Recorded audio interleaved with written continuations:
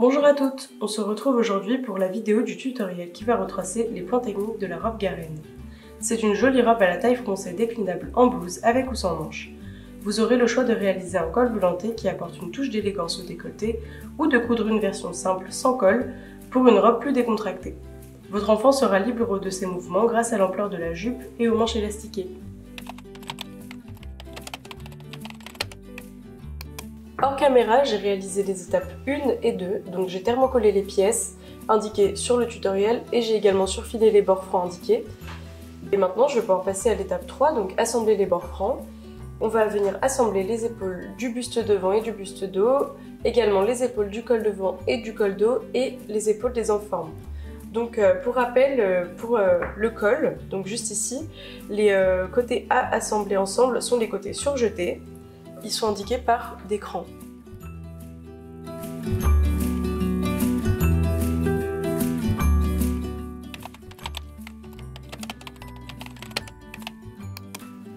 Une fois que tous mes assemblages sont réalisés, je vais pouvoir m'occuper du col et plus précisément de la finition du milieu dos. Donc je vais commencer par surfiler ces deux bords qui correspondent au milieu dos. Après avoir surfilé mes bords francs, je suis venue faire un repli au fer de 1 cm envers contre envers. Et maintenant, je vais faire une surpiqûre à 7 mm du bord. Je fais ça des deux côtés.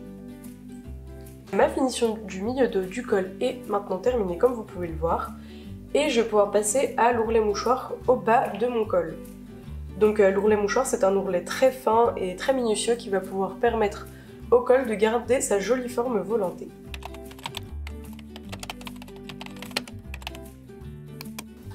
Pour l'ourlet mouchoir, je vais commencer par réaliser une couture à 6 mm du bord franc tout le long du bas du col.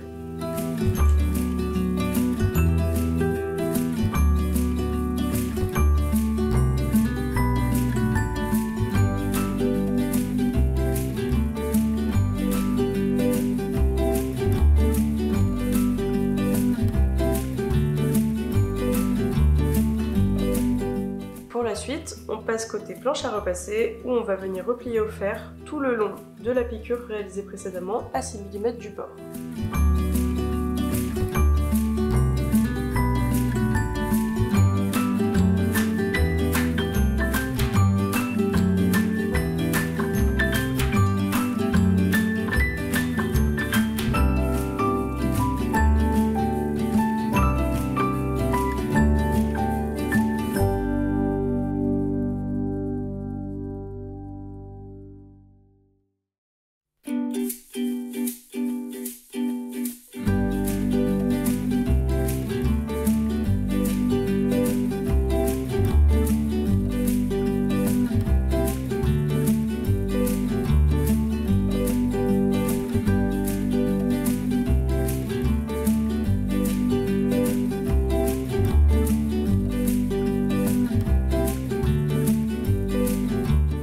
Une fois que j'ai terminé cette étape minutieuse, je vais pouvoir surpiquer à la machine à 2 mm du bord, le long du bord replié.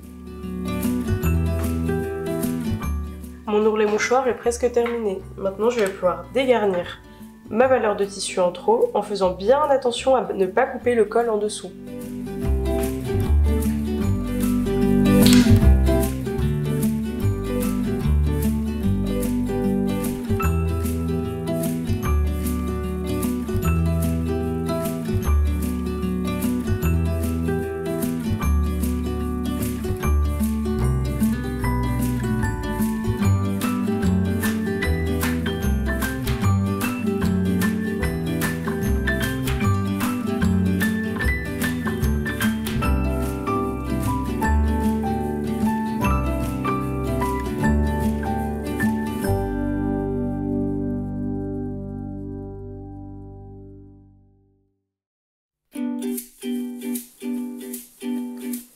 Maintenant, il ne vous reste plus qu'à replier une seconde fois votre petit ourlet et à repiquer à 2 mm du bord replié.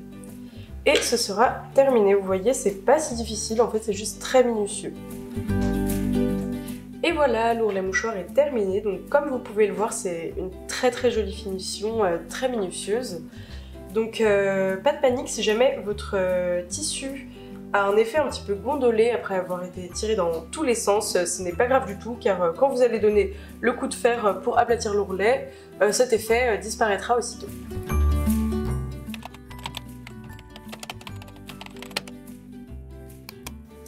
Passons maintenant à glacer le col sur le buste.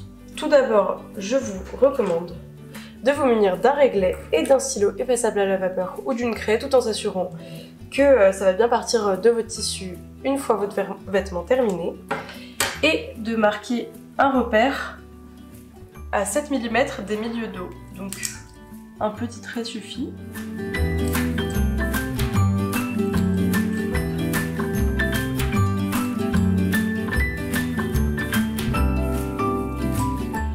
Voilà, c'est parce que quand on va venir glacer le col sur l'encolure, en fait, on va arrêter le col à 7 mm du milieu dos.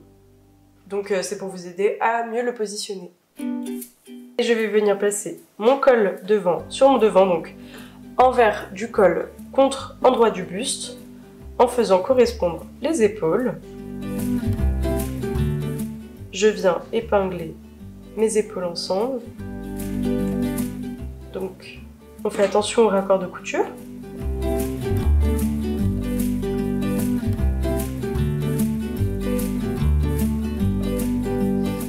Je viens également faire correspondre les milieux devant que j'ai marqués précédemment.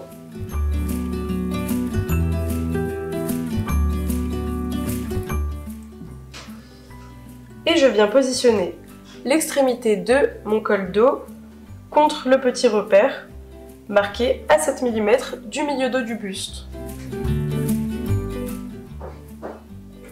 Et je viens à nouveau épingler, pareil pour l'autre côté.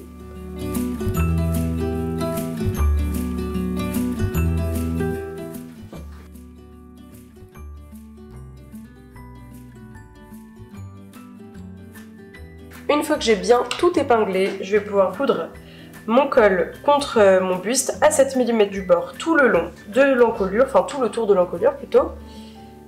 Et c'est très important bien sûr de coudre à 7 mm du bord et pas à 1 cm pour pas que les piqûres soient apparentes lorsque votre vêtement sera terminé.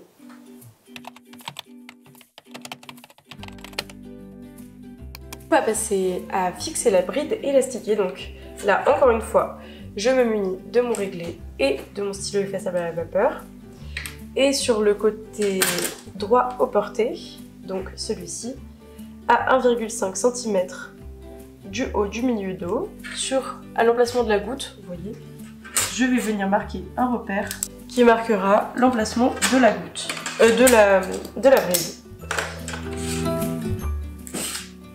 Donc j'ai au préalable coupé 3 cm de bride élastiquée que je vais venir plier en deux en arc de cercle. Voilà, ça forme une petite goutte aussi. Et je vais positionner ma goutte sur le marquage, comme ceci, comme indiqué sur le schéma, sur le tutoriel. Et je vais venir faire quelques points d'arrêt pour bien fixer. Si ça ne tient pas, n'hésitez pas à faire quelques points à la main.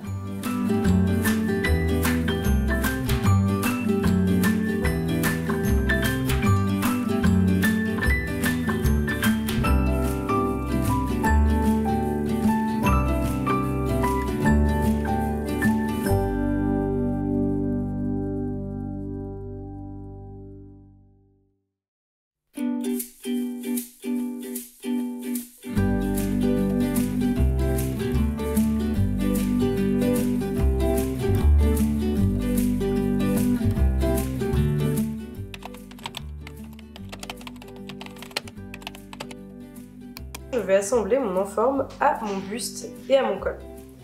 Donc j'ai déjà surfilé le bas de l'enforme, donc c'est le bord extérieur. Et avant toute chose, je vais venir retracer les valeurs de couture de ma goutte sur mon enforme. Donc avec un réglé, je retrace mes valeurs de couture de 7 mm.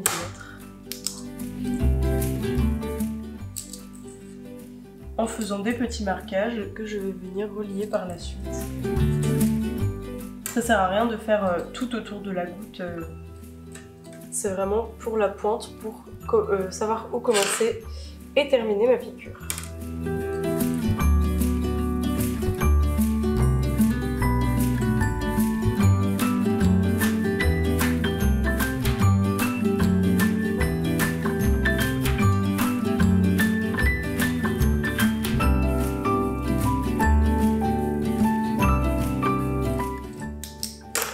Donc voilà, j'ai mes valeurs de couture qui sont bien retracées. Donc maintenant, je vais prendre mon buste avec mon col glacé dessus.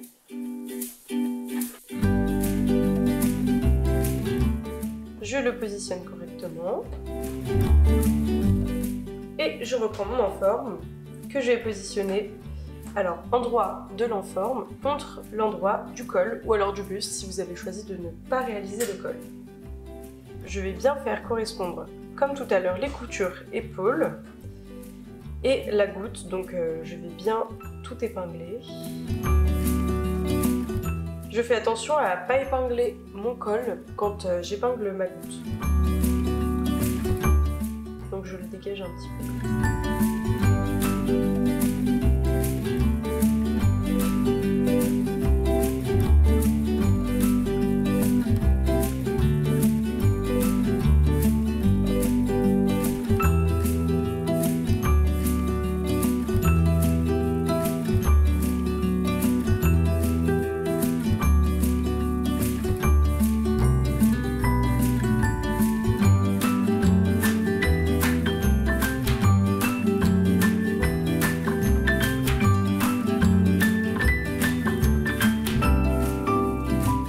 Quand j'ai fini d'épingler, j'obtiens ça et maintenant je vais pouvoir coudre tout le tour de l'encolure à 7 mm du bord en faisant bien attention à commencer et à terminer la piqûre sur la pointe de la goutte que nous avons retracée du coup précédemment. Avant de réaliser la sous-piqûre de mon encolure, je viens cranter l'angle de ma goutte au milieu dos ainsi que les arrondis de mon encolure.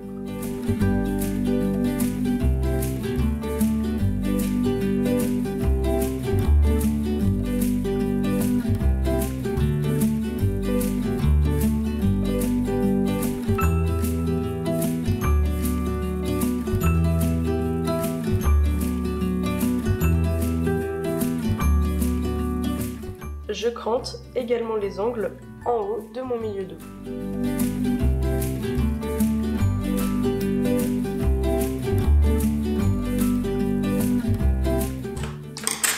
Avant de cranter, n'hésitez pas à vérifier sur l'endroit que votre col n'a pas été pris dans la couture. Vous pouvez maintenant réaliser votre sous-piqûre à l'encolure.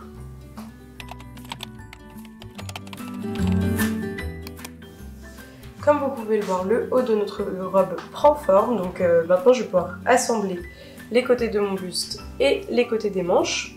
Cependant, si vous cousez une petite taille, il est possible que l'assemblage des manches au buste soit plus difficile car les emmanchures sont plus petites. Si vous le souhaitez, du coup vous pouvez commencer par coudre la tête de manche directement sur l'emmanchure du buste. Donc pour ça, vous allez prendre votre manche, vous allez coudre un fil de fronce sur la tête de manche, vous allez épingler votre tête de manche à votre emmanchure en vous aidant des crans. À l'aide du fil de fronce, vous répartissez l'embu. Ensuite, vous assemblez endroit contre endroit à 1 cm du bord et vous surjetez. Pour assembler les côtés, donc ce sera très simple, vous assemblerez les côtés des manches et les côtés du buste en une seule fois. Voilà, le côté de ma manche est assemblé, donc vous avez le même bas de manche, même si vous avez choisi d'assembler la tête de manche d'abord, ça ne change rien, vous allez pouvoir réaliser l'étape suivante comme il faut. Donc vous allez faire un premier repli de 1 cm vers l'envers, puis un second de 1,5 cm au fer et piquer l'ourlet. Prenez grand soin de laisser une ouverture de 2 cm lorsque vous allez piquer votre ourlet, afin qu'on puisse passer un élastique tout à l'heure pour resserrer le bas des manches. Une fois que vous avez piqué votre ourlet et que vous avez pris grand soin de bien laisser une ouverture de 2 cm pour passer l'élastique, munissez-vous de l'élastique que vous avez coupé à la taille préconisée dans le tutoriel pour la taille que vous cousez. Vous pouvez enfiler l'élastique sur une épingle à nourrice, comme ceci, et tout simplement insérer l'élastique dans la coulisse.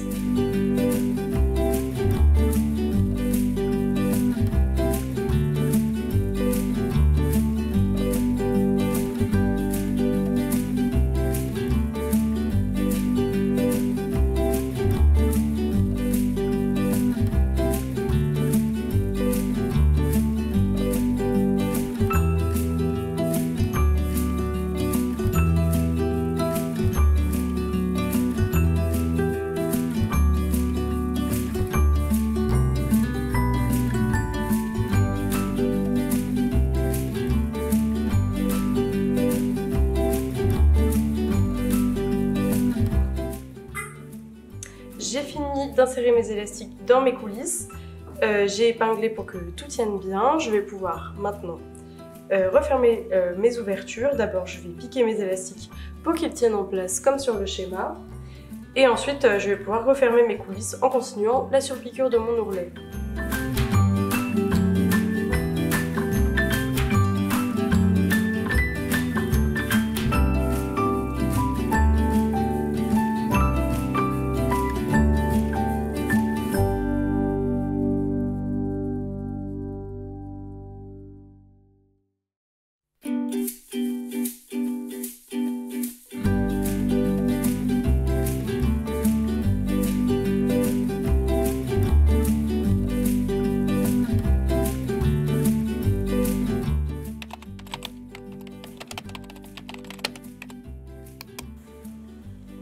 Et voilà, j'ai obtenu un joli bas de manche élastiqué pour que l'enfant soit à l'aise. Je vais maintenant pouvoir passer à l'assemblage de ma tête de manche à mes emmanchures. Donc pour ça, j'ai déjà cousu un petit fil de fronce à 5 mm du bord pour m'aider à répartir l'embu. Donc je vais venir épingler ma manche sur mon emmanchure du buste, endroit contre endroit. Je fais bien attention au respect d'écran.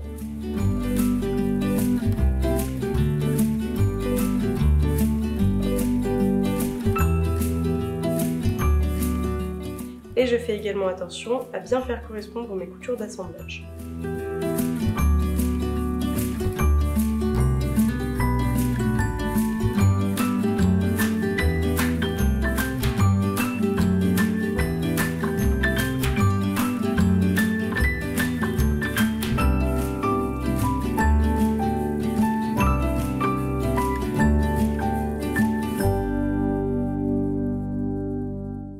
Une fois que j'ai bien épinglé toute mon emmanchure, je vais pouvoir tirer délicatement le fil de fronce, donc celui de la canette, afin de répartir l'embu de la manche.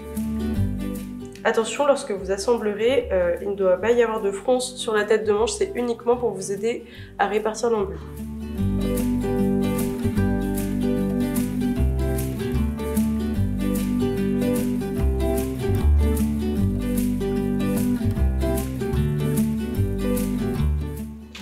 Je peux maintenant passer sous la machine, donc assembler tout le tour de l'emmanchure à 1 cm du bord, surjeter et repasser mes valeurs de couture et répéter ces opérations pour la seconde manche.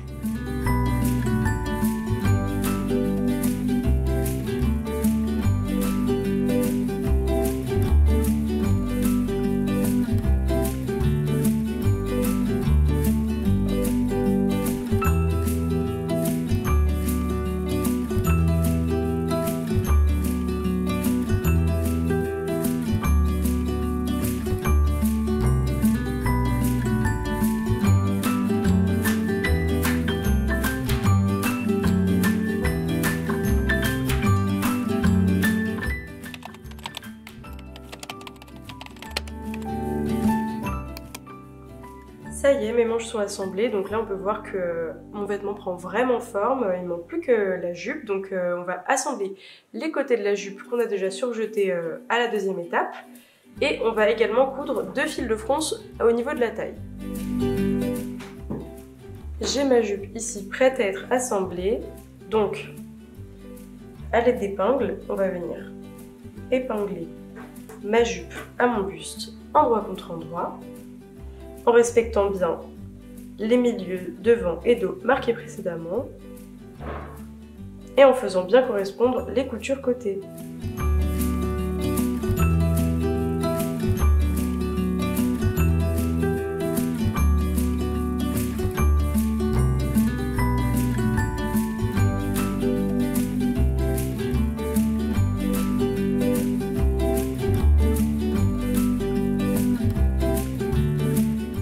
Une fois que j'ai assemblé mes côtés et mes milieux devant et dos, je vais pouvoir répartir l'embut de tissu, donc le tissu en trop juste ici, au niveau de la taille de la jupe, dans mes fronces. Donc pour ça, je vais tirer mes fils de canette comme d'habitude, jusqu'à ce que ma longueur de taille du buste soit égale à ma longueur de taille de la jupe.